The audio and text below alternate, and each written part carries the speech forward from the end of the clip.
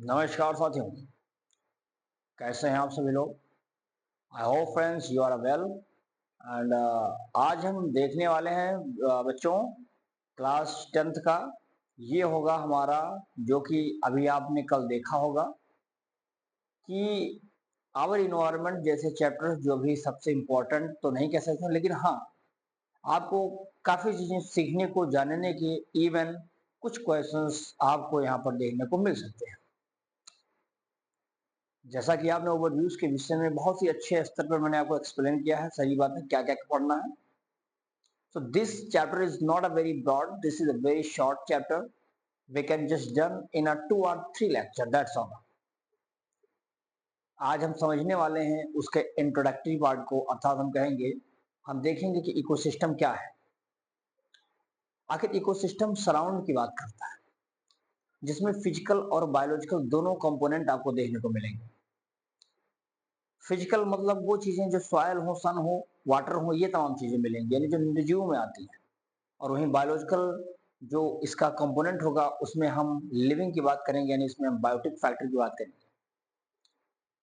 ये यानी हम स्टार्ट करेंगे आखिर ये है क्या।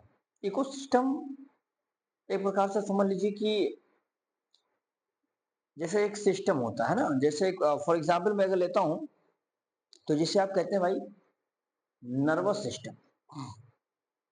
क्या आपने उसको नर्वस कहा अकेले? नहीं कहा ना। क्यों? क्योंकि अकेले काम वो नहीं करता है, कई सारे ग्रुप में मिलकर वो काम कर रहा है, तो नर्वस सिस्टम है। अब इस सिस्टम को कंप्यूटर सिस्टम क्यों कहा? कंप्यूटर सिस्टम, क्या कंप्यूटर सिंगल काम करता है? No, computer is also doing the work with in a group. उसमें सीपीयू भी मिलेंगे आपको, उसमें मॉनिटर भी मिलेगा, इसमें कीबोर्ड भी मिलेगा, माउस भी मिलेगा। यानी we can say that and computer act as with the help of in a group, simple. ऐसे ही हम इकोसिस्टम की जब बात करते हैं तो ये इकोसिस्टम हमारा अकेले नहीं चलता है। जैसे किसी भी, जैसे आपने कहावत सुना होगा कि भाई जहां आप रहते हो या जिस तरह आप रहते हो वहां का इकोसिस्टम कैसा है, यानी वहां का इन्वायरमेंट कैसा है।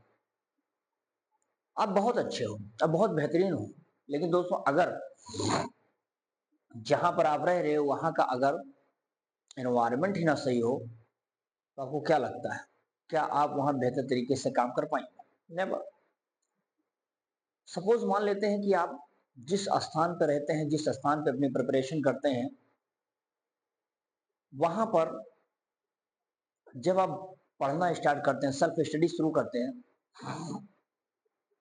At that time DJ start हो जाता है बजना, साउंड शुरू होते हैं, गाने चलते हैं, जुलूस निकलते हैं।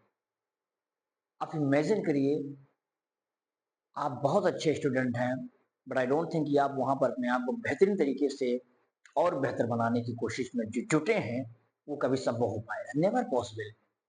क्योंकि जो व्यक्ति कितना भी बेहतरीन काम क्यों ना करता हो, अगर उसको अच्छा इन्वायरमेंट ना मिले, I don't think they can go in a life, they can achieve anything. Yes, for second example, you are a good person.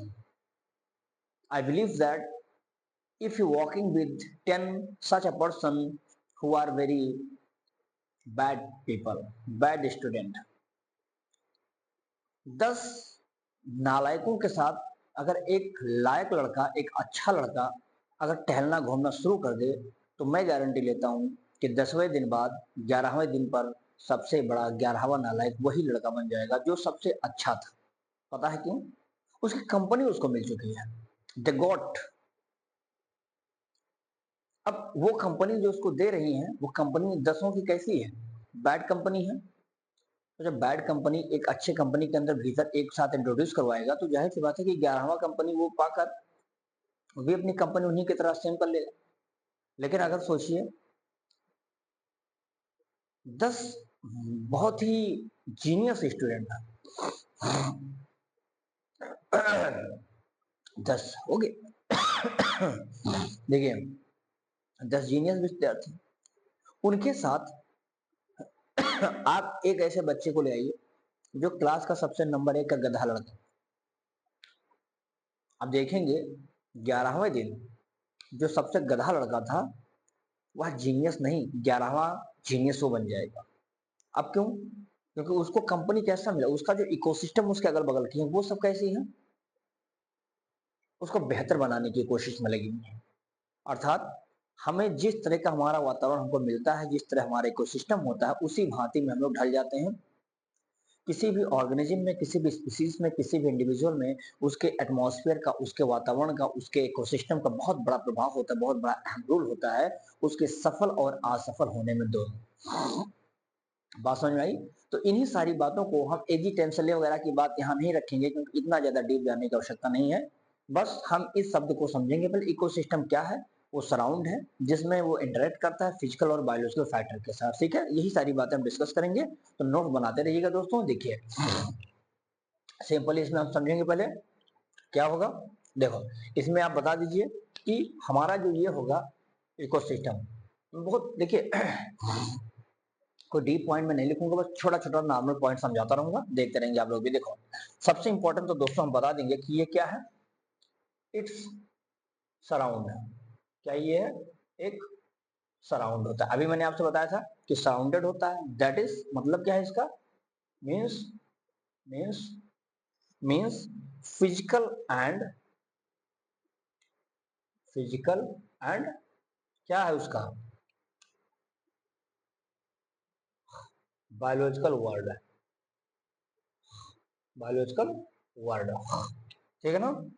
जहां पे कौन रहते हैं, लिविंग रहते हैं। क्या बात समझ में आई? किसी एक जगह का जो वातावरण, उसका जो अराउंड है, उसमें जो मौजूद है हमारे फिजिकली और जो है कुछ बायोलॉजिकल, ये बायोलॉजिकल और फिजिकल संसार जो होता है, यही संसार इसको बेहतर बनाने की कोशिश में लगाया था। ठीक है ना, ये बात मुझे लगता है कि आपको समझ में आ गया होगा। देखो अर्थात हम बता सकते हैं इसमें दोस्तों, इसमें एक पॉइंट अगर चाहिए तो आप यहाँ दूसरा बना के लिख सकते हैं, वो और बेहतर बनेगा। देखो यानी हम बताएंगे ये टोटल है, यानी सम किसका, सम ऑफ सम ऑफ एवरीथिंग, उन सब चीजों का एक योग समथिंग है, यानी एक साथ रहने वाला, जो क्या है अराउंड, जो भी पाई जाती है अराउंड ऑन ऑर्गेनिज्म, यानी किसी भी ऑर्गेनिज्म, किसी भी लिविंग्स के अगल बगल पाए जाने वाली वो सारी चीजों का जो योग होता है, जो सम होता है, जो ये इस ऑर्गेनिज्म के अगल बगल पाई जाती है दोस्तों, और क्या करता है इसमें इंड्यूस करता है, इंड्यूसिंग करता है किसको, इंड्यूसिंग करता है लिविंग को भी, साथ ही साथ नॉन लिविंग को भी। क्या आपको लगता है कि कोई भी लिविंग चीज बिना नॉन लिविंग के बिना रह सकती है? नहीं, कोई नॉन लिविंग चीज लिविंग के बिना नहीं, और कोई लिविंग नॉन लिविंग के बिना नहीं। पौधा है, पौधा लिविंग है, लेकिन नॉन लिविंग जैसे सॉइल के बिना वो रह भी नहीं सकता है। समझ पाए ना? तो ये सारी चीजें क्या करती हैं, वो सब एक दूसरे से इंटरेक्ट करती हैं। हालांकि अभी मैं आगे बताऊंगा कैसे इंटरेक्शन इसका होता है, ये बात क्लियर हो गई। ठीक है, चलिए अब इसमें मैं आपको बताऊं, इसमें एक जैसे मैं दोस्तों बताऊं, इसके दो मेजर जो कंपोनेंट होंगे, एक को अगर मैं यहाँ पे थोड़ा सा इसको क्लैरिफाई करता रहूंगा, जैसे कि अगर मैं फिजिकल सराउंड की बात करता हूँ, फिजिकल सराउंडिंग्स, ठीक है ना, एक फिजिकल बना लेते हैं और एक कौन सा था, बायोलॉजिकल सराउंडिंग, लिख लो बायोलॉजिकल सराउंडिंग्स, ठीक है ना। दो ही चीज मैंने डिस्कस किया है। देखो जब फिजिकल तुम कहते हो भैया, तो फिजिकल में ध्यान रखना कि इसमें एबायोटिक की बात आप करेंगे, किसकी बात करेंगे, एबायोटिक फैक्टर्स की बात करिए, और इसमें किसका होगा, बायोटिक, बायोटिक फैक्टर। अब ये पता है कि बायोटिक है तो कोई चीज क्या है, लिविंग होता है ना। और जो एबायोटिक है वो क्या हमारा है, नॉन लिविंग है। इतना तो समझ पाते होंगे ना कि लिविंग नॉन लिविंग क्या है, जिंदा और मृत, ये दोनों होते हैं। अब अगर कोई बायोटिक है तो सिंपली आपको समझना पड़ेगा कि इसमें क्या आता है। जैसे कि आप हवा की बात कर रहे हैं, एयर आएगा ना, क्या मैं H2O लिख दूं जान जाएंगे, पानी को कहता हूं। क्या मैं सॉइल लिख दूं जान जाएंगे, sunlight is also came under this one, ठीक है ना। वहीं पर आप देखेंगे टेम्परेचर, आप जान जाना, इसको टी लिख दिया मैंने, ठीक है ना। रेनफॉल ये भी उसी में आता है। ह्यूमिडिटी है ना, ह्यूमिडिटी भी आता है। एंड लगा देना यहाँ पे विंड स्पीड, ध्यान से देखना भैया। और साथ ही साथ लगा देना यहाँ पे एक लगा देना प्रेशर को भी लगा दो। क्या बात समझ में आई बात? यानी अगर जो चीजें मैंने अभी बोर्ड पे लिखा है ये सब मिल करके किसको बनाती है? Abiotic factor. यानी इन सब के अंदर क्या नहीं है? जान नहीं है। जब जान नहीं है तो भाई साहब इनको समझ लेना ये किस में पाए जाते हैं? आपके फिजिकल में पाए जाते हैं। क्या मामला यहाँ तक क्लियर है? कोई दिक्कत यहाँ तक आनी भी नहीं चाहिए किसी को, ठीक है। अब जब आप बात करते हैं साथियों किसकी? बायोटिक की। अब बायोटिक क्या कहता है? देखो बायोटिक में बहुत सिंपल समझ लीजिए, इसमें आप बताइएगा कि जैसे एग्जाम्पल ले लीजिए इसका भी, ये भी एग्जाम्पल ही समझ लीजिए। देखो इसमें आप बता दीजिए भैया प्लांट्स। प्लांट्स आप जानते हैं जिंदा है ना। एनिमल्स हम सब इसी में आते होंगे। लिख लो यहाँ पे चाहो तो ह्यूमन आल्सो, ह्यूमन आल्सो। साथ ही साथ इसमें कुछ माइक्रो ऑर्गेनिज्म मिल जाएंगे आपको, माइक्रो ऑर्गेनिज्म भी मिल जाते हैं। ध्यान से देखना माइक्रो ऑर्गेनिज्म में जैसे अगर पूछेगा कोई कौन सा माइक्रो ऑर्गेनिज्म है, कह देना बैक्टीरिया है, कह देना इसमें फंजाई है। क्या मामला यहाँ तक कुछ समझ में आ रहा है? कोई दिक्कत आपको होना नहीं चाहिए, ध्यान से देखना। यानी इसमें हम लोग बता सकते हैं बहुत सिंपल भाषा में, एक पॉइंट और समझा देता हूँ इसी में। इसमें कहिएगा बोथ आर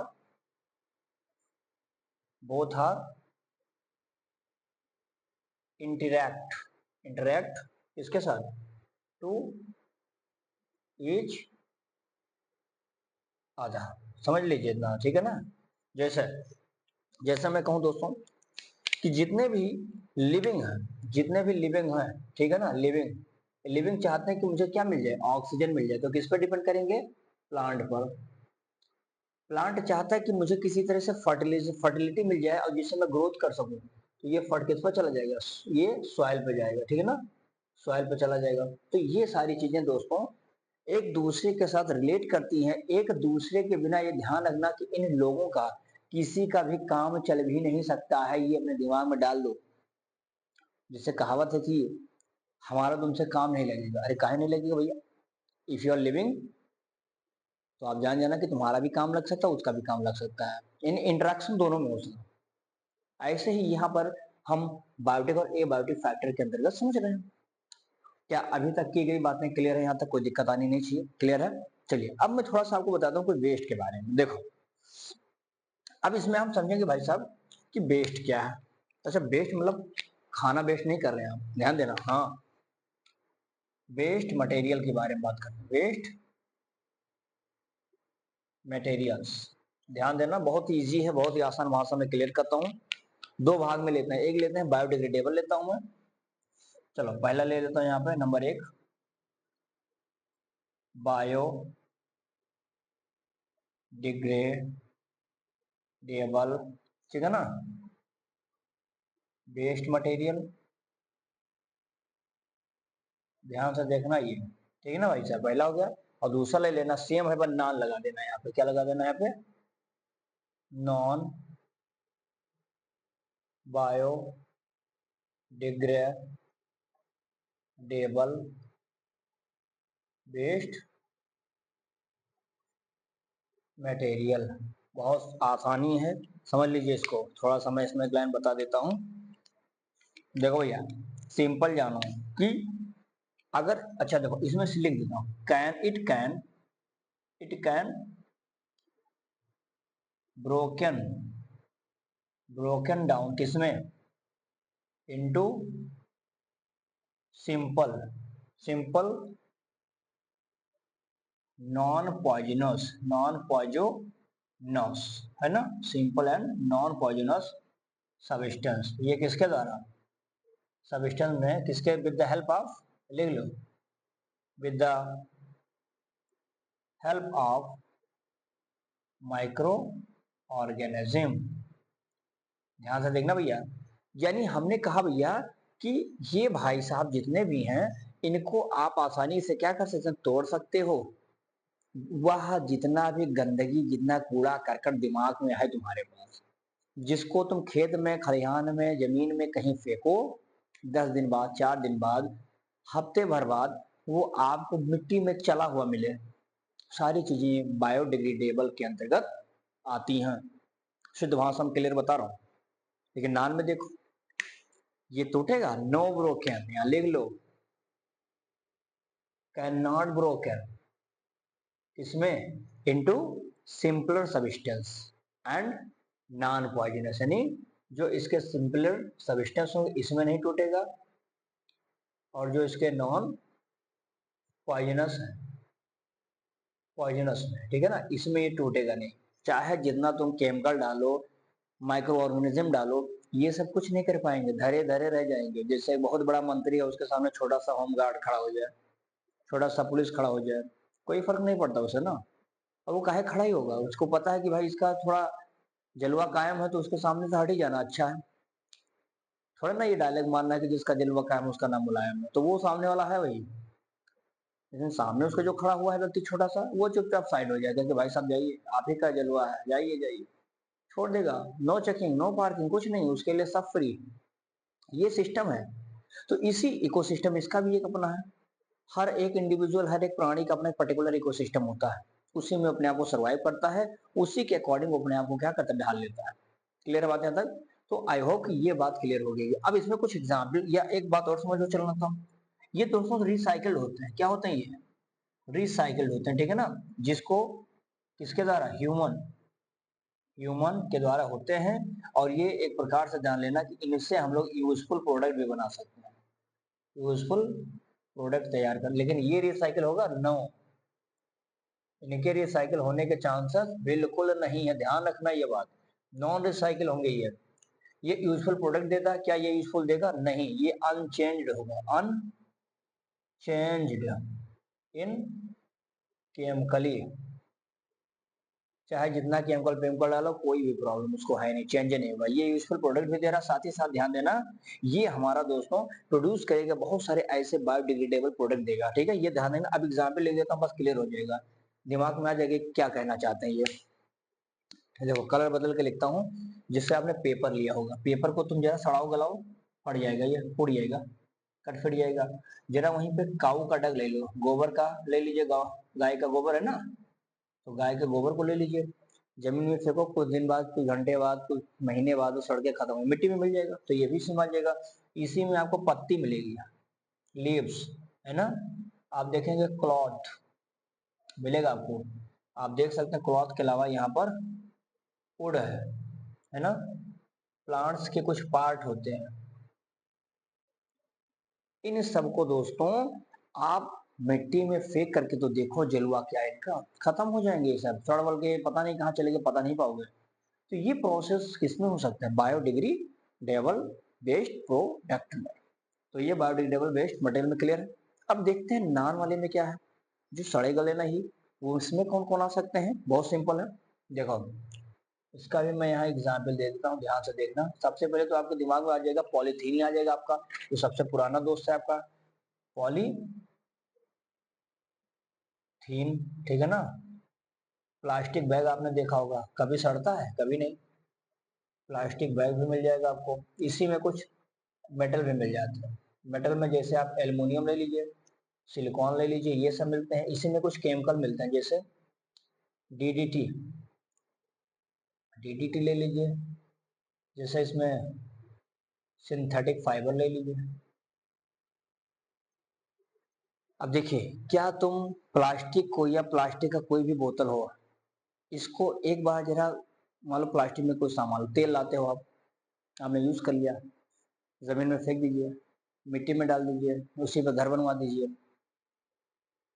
10 20 50 साल 100 साल लिख के लिस्ट पर चले जाना कि मुन्ना जब आना तो ये गड्ढा खोदना, देखना इसमें वो बॉटल है कि नहीं, एक्सपेरिमेंट हो जाएगा, ज्यों का त्यों बना रह जाएगा, no change, because this is the non biodegradable waste material. I hope समझ सकता हूं मैं कि इतनी बातें मुझे लगता है कि आपके जहन में आया होगा।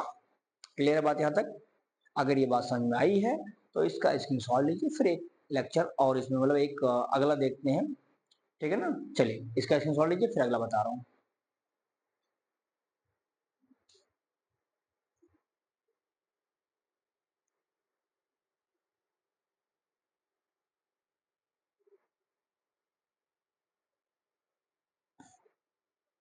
चलिए भैया, अब देखते हैं इसमें थोड़ा सा भैया इकोसिस्टम। आपने इन्वायरमेंट के विषय में देख लिया।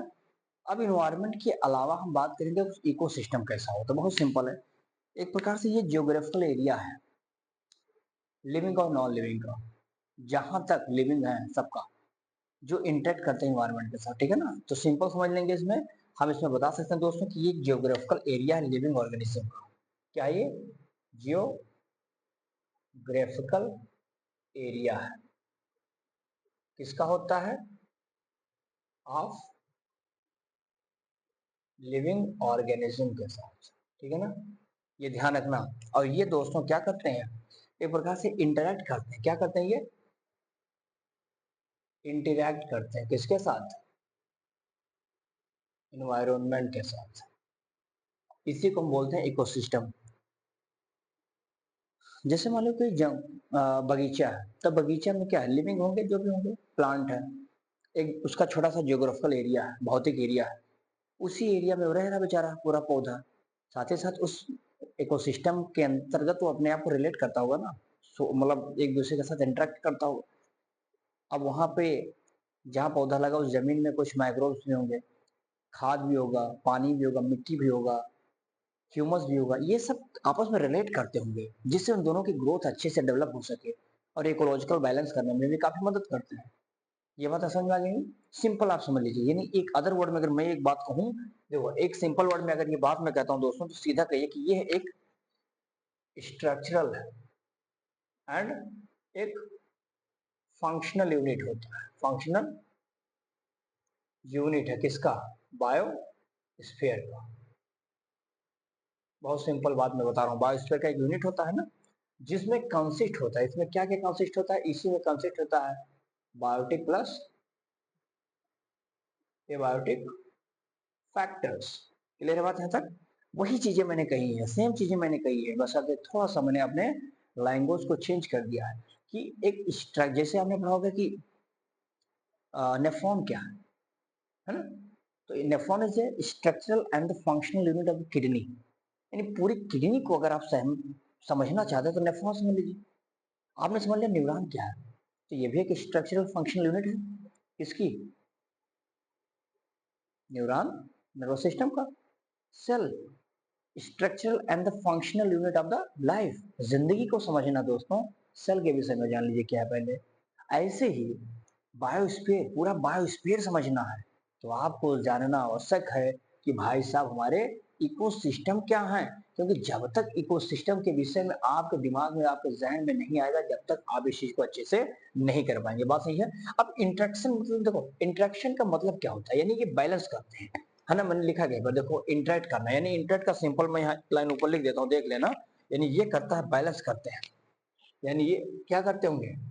Balance, balance in nature.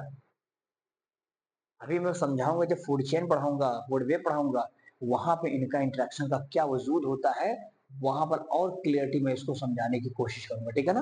अब देखो इकोसिस्टम क्या होता है दोस्तों, कई प्रकार के हो सकते हैं, देखेंगे इसमें। अरे देखो, इसमें देखेंगे ये हमारे दोस्तों क्या कहते हैं, ये मैनी टाइप हो सकते हैं। क्या होते हैं? May be. सिंपल बताइए कि कितने प्रकार, जैसे मैं इसको बताऊं, कहते हैं ना नेचुरल, ये नेचुरल भी तो हो सकते हैं। क्या इकोसिस्टम हम आप लगाएंगे तभी होगा? नहीं, नेचुरल भी हो सकता है। और नेचुरल में अगर कोई पूछ ले कौन कौन सा, तो सिंपल बता देना, ग्रासलैंड, फॉरेस्ट। कौन सा है? ग्रासलैंड भी है, फॉरेस्ट भी मिल जाएगा आपको, और कौन सा है? डेजर्ट, रेगिस्तान भी मिल जाएगा आपको। होता है नहीं होता है ये सब? बहुत इंपॉर्टेंट लाइन है ये सर, रेगिस्तान, फॉरेस्ट, डेजर्ट, ठीक है ना, ये सारी चीजें हैं।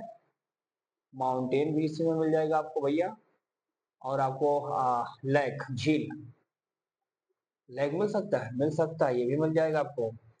पॉन्ड, तालाब, है ना, सी, समुद्र, जितनी भी चीजें आप देख पाते हैं, रिवर।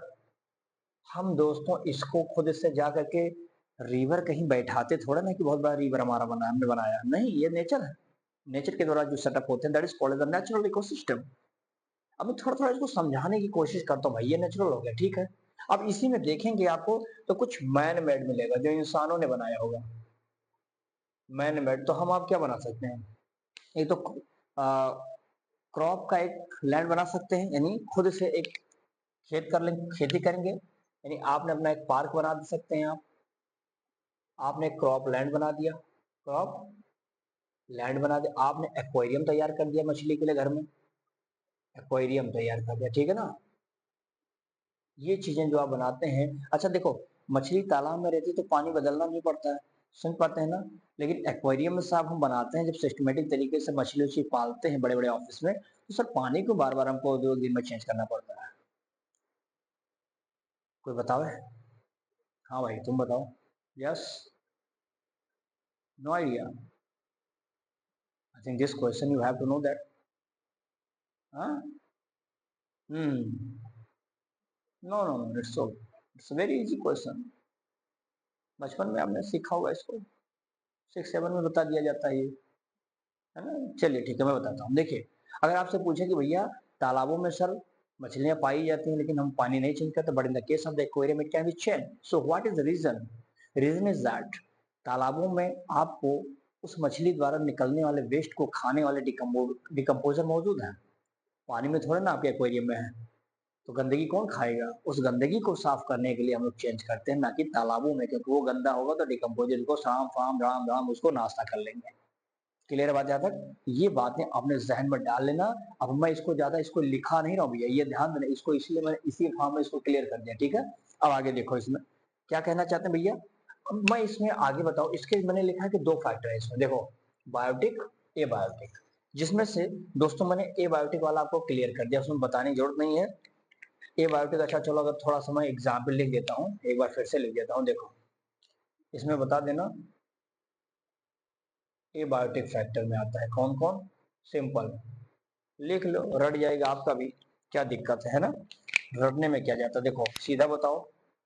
एयर, है ना, वाटर, सॉइल,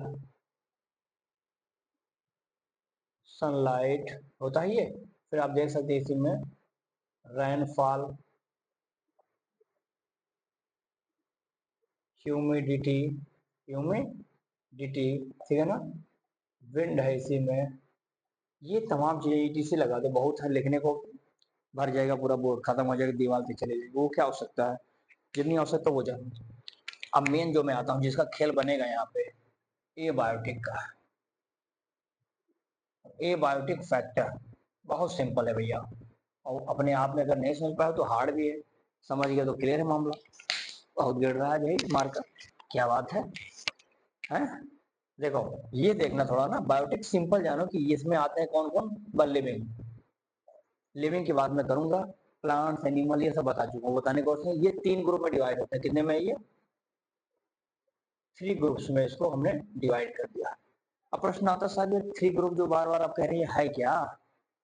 वही पुराना प्रोड्यूसर तो आपका रहेगा ना, प्लांट ही है, which have the ability to trap the sunlight and can change into the chemical energy। भाई रेडिएंट लेके केमिकल में बदलने की ताकत आपके प्रोड्यूसर के पास है, तो कुछ बैक्टीरिया में है, लेकिन वो अलग अलग सोर्सेस का यूज करते हैं, कुछ केमिकल्स का यूज कर लेते हैं वो लोग, कहीं सल्फर कहीं कुछ, ये सब लेकर के भोजन तैयार करते हैं। कुछ प्रकार कह सकते हैं कि इसमें केमिकल का यूज करने के बाद, ठीक है ना। अब इसमें देखना है कि 3 ग्रुप कौन से हैं, बहुत सिंपल में बता रहा हूँ, देखो सिंपल आप बताना पहला काम, कि ये सब जो होता है हमारा, पहला लगा देना हर्बीवोरस, नाम नहीं समझ लीजिए बस, हर्बीवोरस, हर्बीवोरस क्या समझ पाते हो इसको, हर्बीवोरस ना लगाओ इसको, सीधा ऐसा करो ना, यहाँ प्रोड्यूसर डालूंगा,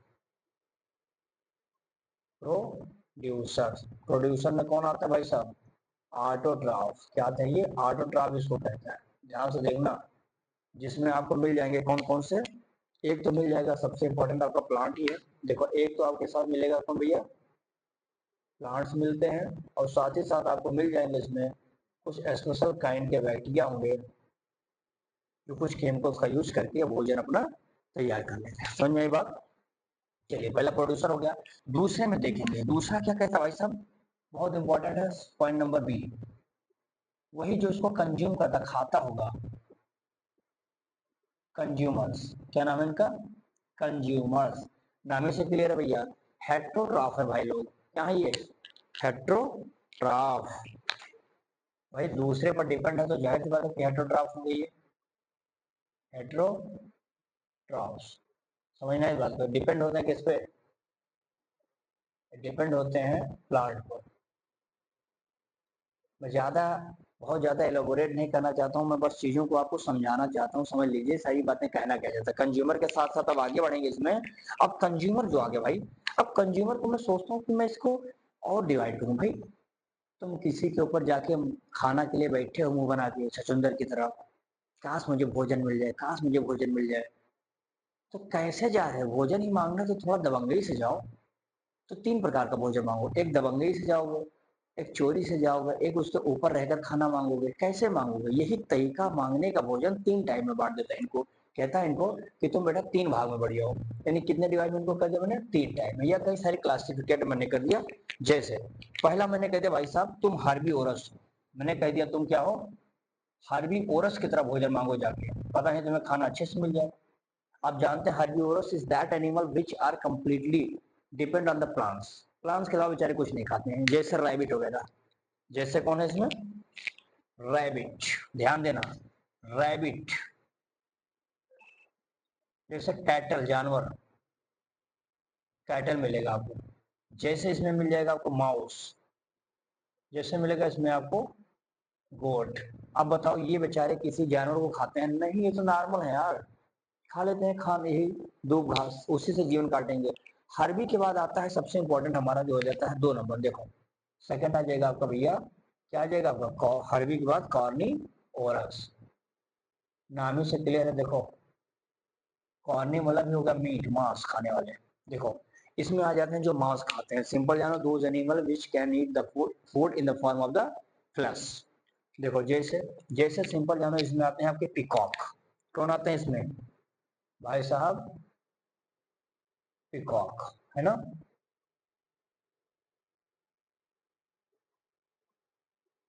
पीकॉक आता है, टाइगर भी आएगा, नहीं आएगा ये, बिल्कुल टाइगर आएगा। इसी में लायन आता है। क्या हम कार्निवोरस में समझ सकते हैं इनको, क्या इसके बाद कोई और आता है।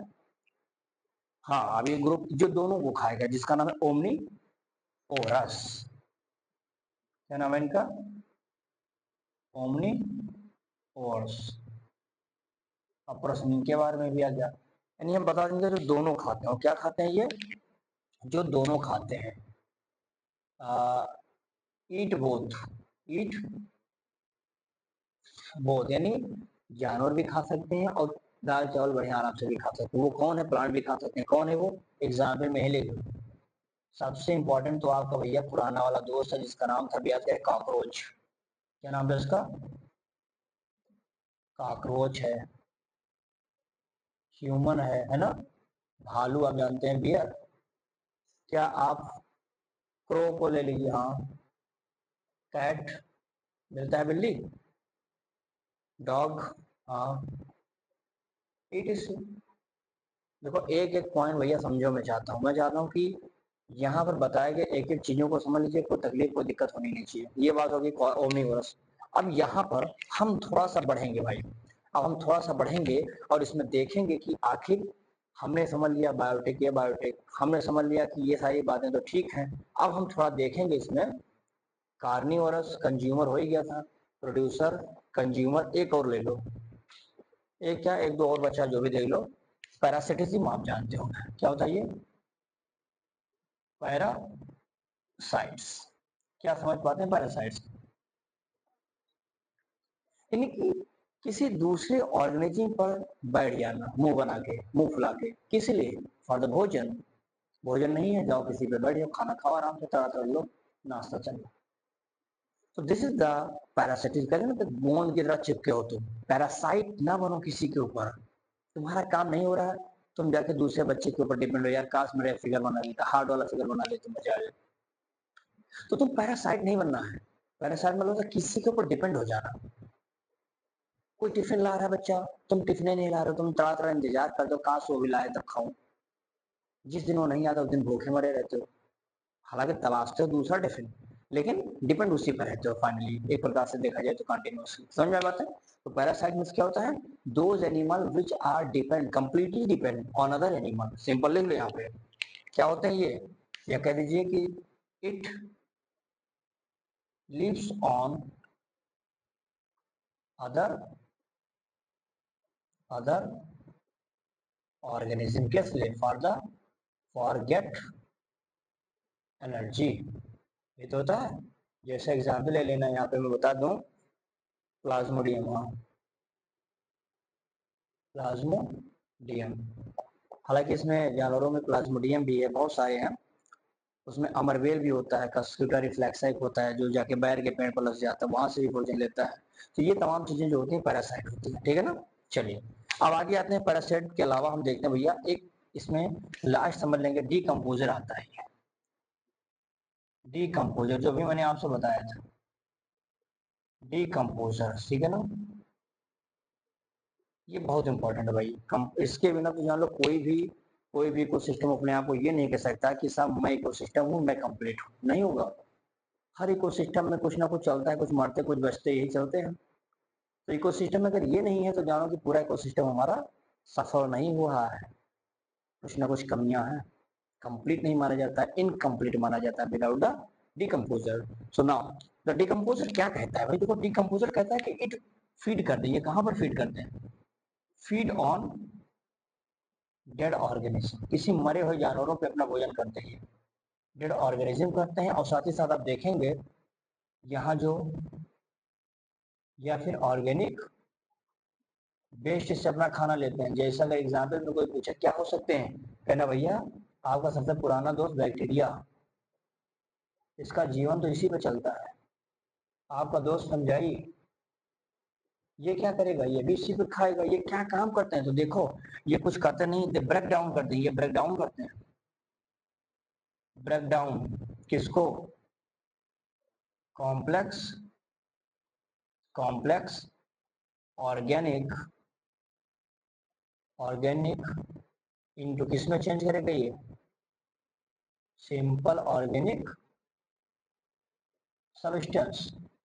यानी एक जटिल पदार्थ को एक, कह सकते हैं बहुत ही हल्के सूक्ष्म पदार्थ में चेंज कर लेने की क्षमता इसमें है। जैसे आपने देखा होगा कि आप कहीं पर जाते हो, रास्ते में कोई जानवर मरा पड़ा रहता है ना, और जानवर मरा रहता है, कुछ समय बाद वो धीरे धीरे धीरे खत्म हो जाता है। कहाँ चला गया? सब उसी में चल के खा नाश्ता कर लिया, अपना डिनर कर लिया, कोई लंच कर लिया, कोई ब्रेकफास्ट करके चला गया। जो उसको कंप्लीट रूप से खत्म कर दे वो स्कैवेंजर है, जैसे हाइना है, जैसे वल्चर है। ये भी आएगा, बता दूंगा इसका क्या नाम है। तो ये बातें मेरे हिसाब से आपको समझ में आई होंगी क्या है ये, ठीक है ना। चलिए अब इसमें थोड़ा सा एक चीज जान लीजिए कि अगर कोई पूछे कि डिकम्पोजर का इंपॉर्टेंस क्या है, अगर आपसे इंपॉर्टेंस अगर पूछा जाता है तो ये भी मैं यहाँ पर बता देता हूँ कि इनका काम क्या है। देखो सबसे पहले तो ये जान लो, इंपॉर्टेंस नंबर 1, ये हेल्प करते हैं, हेल्प इन क्लिनिक, या कहते हैं क्लीनिंग। क्लीन मतलब साफ सफाई करते हैं, क्लीनिंग एजेंट के रूप में जाने जाते हैं। किसके? ऑफ इन्वायरमेंट, यानी ये हमारे इस पर्यावरण के सफाई कर्मी हमारे। भैया इनके बिना सफाई कर्मी क्या करता है? घर में गांव में आता है, जो नाली वाली होता है साफ करता है। तो ये साफ सफाई करते हैं भाई, गंदगियों को खा पी लेते हैं, नाश्ता करते हैं। So that is called as cleaning, या हम इसको सफाई कर्मी भी बोल सकते हैं। ध्यान रखना, एक काम इसका और लेना चाहोगे। देखो ये क्या करता है, पुटिंग बैक है ना, पुटिंग बैक न्यूट्रिएंट को पूरा भेज देते हैं कहाँ पर? Putting back nutrient to the soil. भाई जो जानवर को सड़ाई गलाएगा वो आखिर कहीं ना कहीं मिट्टी में फिर चला जाता है, और मिट्टी में जाएगा तो जो मिट्टी में लगा पौधा है, यानी जो प्लांट होता है, ये प्लांट उसको टेप करेगा, यानी उसकी जो न्यूट्रिशन फर्टिलिटी होगी वो क्या हो जाएगी? फर्टिलिटी बढ़ जाएगी। और जब फर्टिलिटी बढ़ जाएगी तो उस पौधे की क्या बढ़ जाएगी? प्रोडक्टिविटी बढ़ जाएगी, है ना। प्रोडक्टिविटी बढ़ जाएगी तो फार्मर को क्या मिलेगा? फार्मर मनी, वो क्या होगा? खूब अच्छे से अनाज को बेच पाएगा, क्योंकि उसकी पैदावार क्या हो जाएगी? और ज्यादा हो जाएगी। तो अनाज की पैदावार अगर तगड़ी है तो किसान खुश रहेगा। ये बात समझ आई। और एक ले लेना, ये एक प्रकार से दोस्तों हमारे लिए रिसाइकलिंग मटेरियल्स भी हैं, ठीक है ना। जो चीजें हमारी चली जाती हैं उसको फिर दोबारा क्या करते हैं, वापस करने में मदद करते हैं, ठीक है ना। ये पॉइंट ध्यान रखना, इतना ही रखिए बस। और अगर आपसे पूछ लेगा इसके वेंजर क्या है तो थोड़ा सा देख लेना, अगर यहाँ पे समझना है तो। इसके वेंजर्स जो कंप्लीट रूप से खत्म करते हैं। देखो जैसे ले लेना यहाँ पे हाइना, जैसे ले लेना ये वल्चर, ये सब बहुत सारे हैं जो प्रकार से डायरेक्टली इंगल्फ कर लेते हैं उसको, खा पी के नाश्ता बड़े बड़े चकत्थे खाते हैं ये लोग। आते हो सुबह, आते हो घंटे के अंदर देखो बड़ा बड़ा डाक कुत्ता मरा रहता है, वो सब खत्म हो जाता है, तो ये सब मिलकर खा लेते हैं। हालांकि अब तो वल्चर नहीं ज्यादा दिखाई पड़ते हैं, लेकिन ये सब हमारे स्कैवेंजर के रूप में आते हैं, जो फाइनल रूप से इसको नस्ते नाबूद करके खत्म, मरे हुए जानवरों को तगड़ा नाश्ता करते हैं। क्लियर है बात?